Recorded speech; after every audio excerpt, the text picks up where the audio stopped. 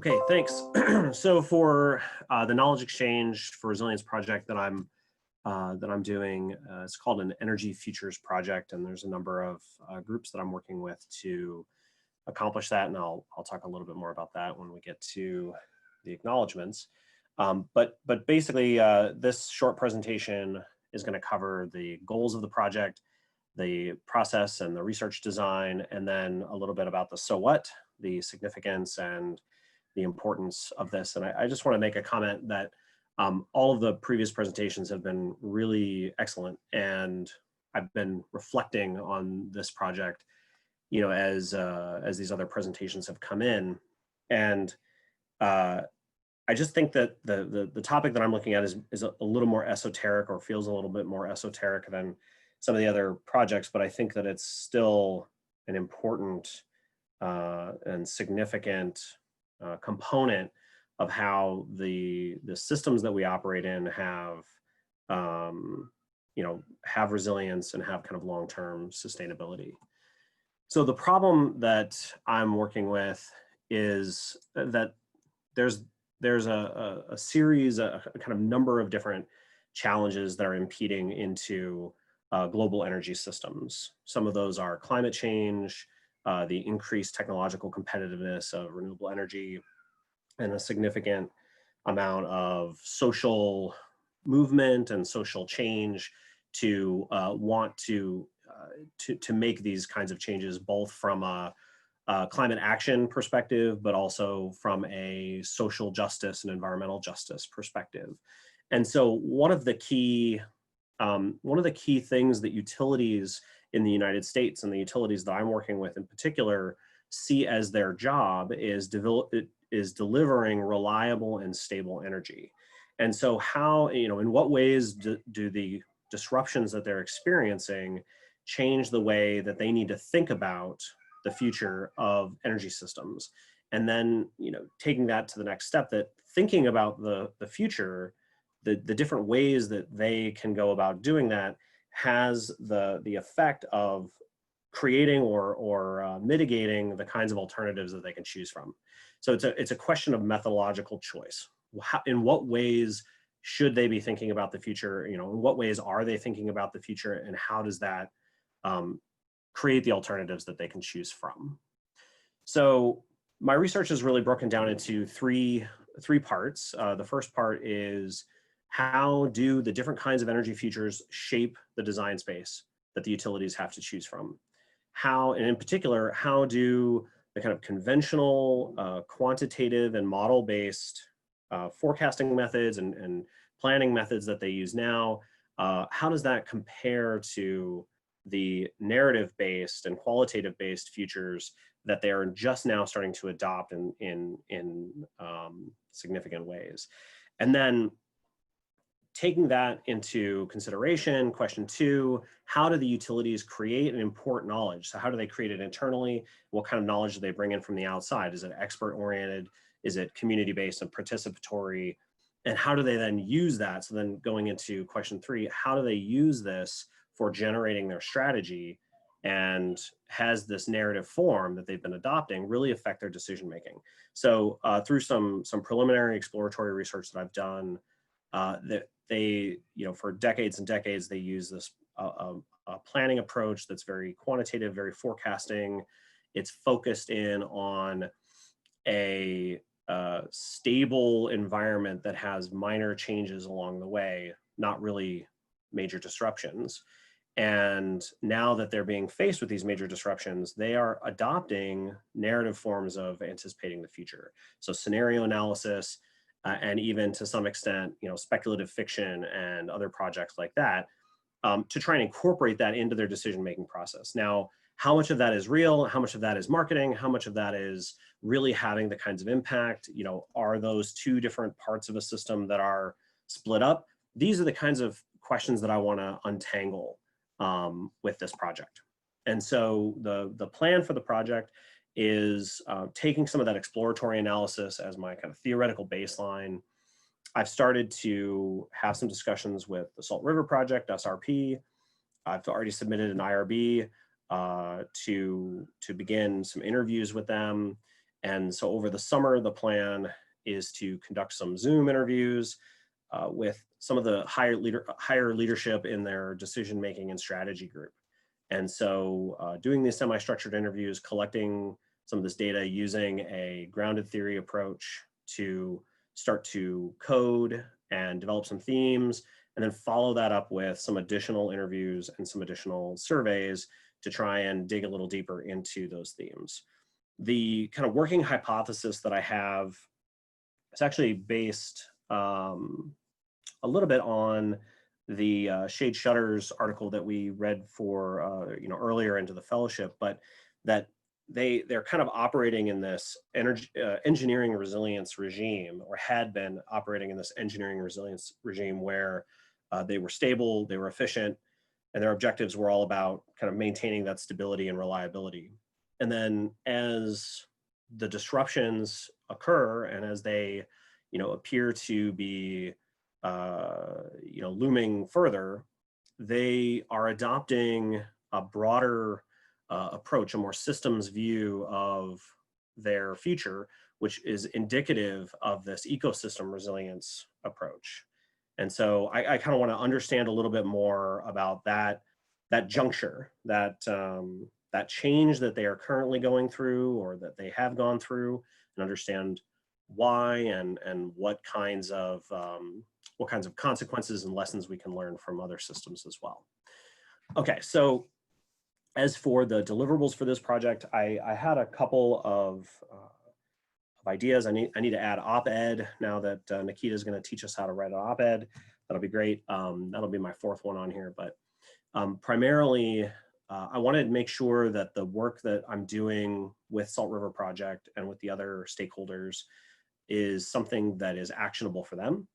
And so while this is a somewhat more esoteric and academic project, a theoretical building project in some ways, I think there's a lot of lessons that will be learned from the process that can be folded back into their processes, and that'll probably be an ongoing thing. But for the deliverable for Knowledge Exchange for Resilience, for the fellowship, I'm expecting to do a partner debrief workshop.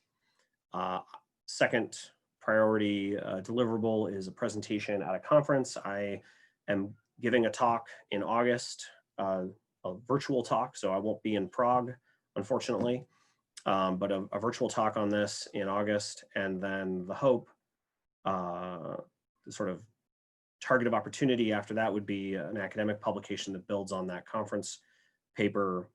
There are currently 3 journals: Science, Technology, and Human Values, Energy Research and Social Science, and Energies, that are all doing special editions that are very much along the lines of this work. So those might be excellent venues for outputting from this project. So I kind of mentioned that this is thinking a little bit longer term and a little more esoteric, but there is still, I think, an important so what. That by understanding more about how these kinds of utilities and organizations approach change, we can become more self-aware, more adaptive, and more intentional about the futures that we imagine. And that our tools and our processes that we use for imagining the future aren't value-free. So when we apply a model, or when we evaluate data, we chose that data for a reason. It's not value-free. And because the energy systems that sort of undergird our society and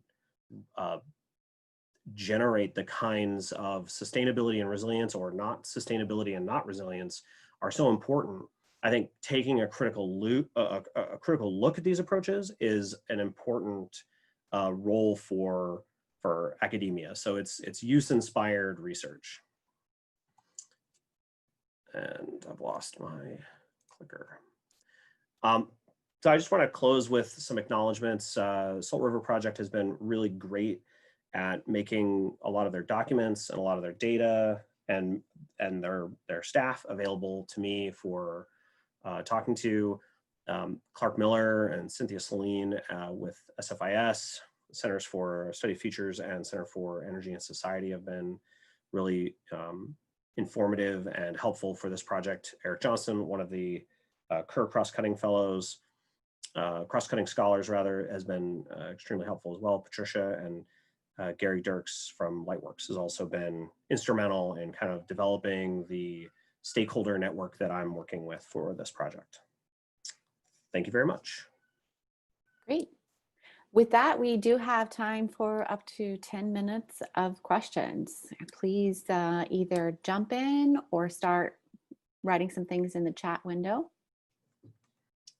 Give it a second here.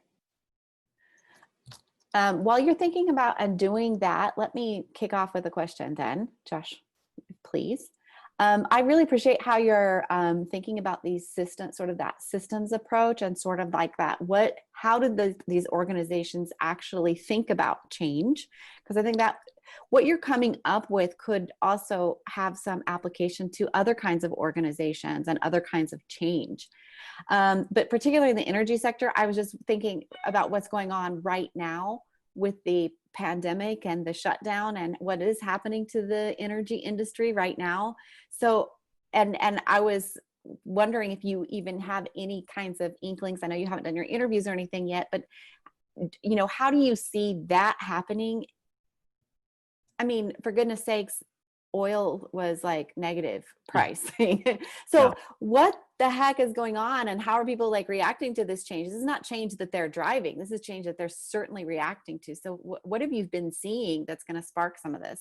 Yeah, so a couple things. I actually, my last conversation with SRP was right at the beginning of, this was kind of a preliminary conversation, so not really data collection, but a conversation right at the beginning of the pandemic. And they seemed like oddly optimistic about everything. And maybe it was just because it was early, but yeah, I think that they're going through quite a bit. I think the energy sector is just really interesting because it's so big and complex in a lot of ways. So oil being negative, you know, that's obviously unprecedented and strange and creates all kinds of weird dynamics within the energy sector. But there are so many delays and so many sort of weird, you know, oddities of the energy sector that it doesn't have the effect that we might think it would, you know, right away. And so I actually was just working with the World Economic Forum. They're releasing a report in a couple of weeks about the energy transition, and that they have what's called the Energy Transition Index. And I was kind of consulting with them a little bit about the role that the pandemic was having on energy transition. And it kind of, the consensus in that group at least seems to be that it can fall in one of two ways. In some ways, oil being cheap and natural gas being cheap again, in some, you know, takes some of the energy, that's a bad pun, takes some of the wind out of the sails of renewable energy. And so that could delay an energy transition. On the other hand, there's a lot of social mobility, you know, there's a lot of mobilizing around this idea. And I think Deborah's presentation was exactly right about this, that people aren't going to be traveling more. We're going to be doing a lot more Zoom calls. The way we consume goods is going to change. How is all of that going to change our sensibilities about how we use energy and climate and so on? So this is a really interesting time to both be talking about an energy transition vis-a-vis climate and social, but also because of the pandemic, it's an especially, you know, poignant time. Yeah, definitely. It makes me think of the, you know, the Dr. Roden's characteristic number 5, adaptability. And can we leap forward in terms of resilience? Can we transform out of this shock and stress instead of bouncing back, bounce forward? So I think there's a lot of potential here. And I think of any industry that you could possibly apply this lens to, the energy industry is definitely one that is so change averse. I mean, they've got these systems so that they don't even like a change from one minute to the next. They're monitoring continuously to just level out supply demand. It's just, oh yeah, they're very. One of the key characteristics of the energy system is that it's so durable in a sense, like it endures into the future. Yeah. So if you build a coal power plant, you better plan on that coal power plant operating for 40 to 60 years, because that's how long it's going to take you to pay it off. So decisions made about the energy system now have very long lasting effects, which is one of the reasons why they adopt these kind of more advanced, more sophisticated forecasting and futuring approaches. Yeah. Okay. I have a question, Please. or a comment. I think this is super interesting. I've been thinking also about institutional sort of organizational change lately, and in transit actually, which is another industry that's sort of hard to change. But in any case, I wonder what, I don't even know how to almost ask this question, but like what kinds of things do you expect to see in terms of innovation related to change? I don't know. Like I'm kind of thinking about for this other kind of industry, what sort of innovation, institutional innovation perhaps, that might be relevant, especially for this huge kind of shock to the system that we're having right now with the pandemic. Have you heard anything like that, institutional innovation? Yeah, so I think in this case, the adoption of the scenario approach is an institutional innovation. And they did one, so this was about 4 years ago, and it was due to the kind of energy transition, the regular energy transition stuff that we experience.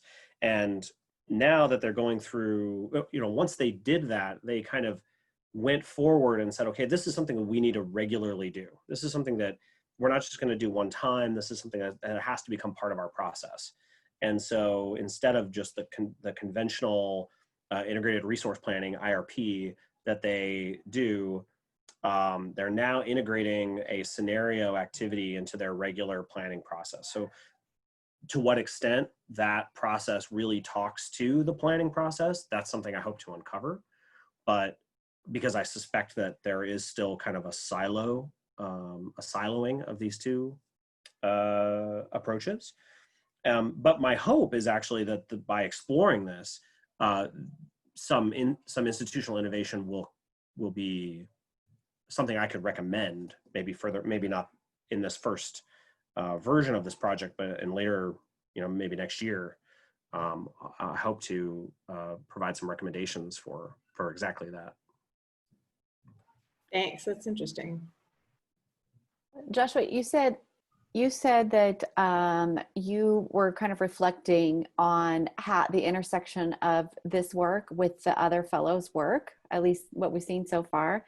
Is there something that you're thinking that what you learned from here might be takeaways for some of your fellows? So what I had meant was the community resilience lens, I think we generally apply to public, the community as the public. So whether it's public health or whether it's the effects of systematic issues with foster care, those are, I think, things that we see, I think, on a regular basis or have access to as individuals in the community. Whereas I think the energy system is blocked off in some ways by a kind of wall of expertise. And even though our utilities are publicly managed in a lot of ways and are public, they're not necessarily transparent. And yet they all affect us in every way. I mean, we're using electricity right now, but we don't necessarily have the regular kind of access to the decision making that goes into that, like I said, that very long lasting, the ripple effects that those decisions have. And so I think other than to just say that it's important to understand the system's view and what people have access to and where power is located in our systems is an important thing to at least be conscious of and thinking about. Great.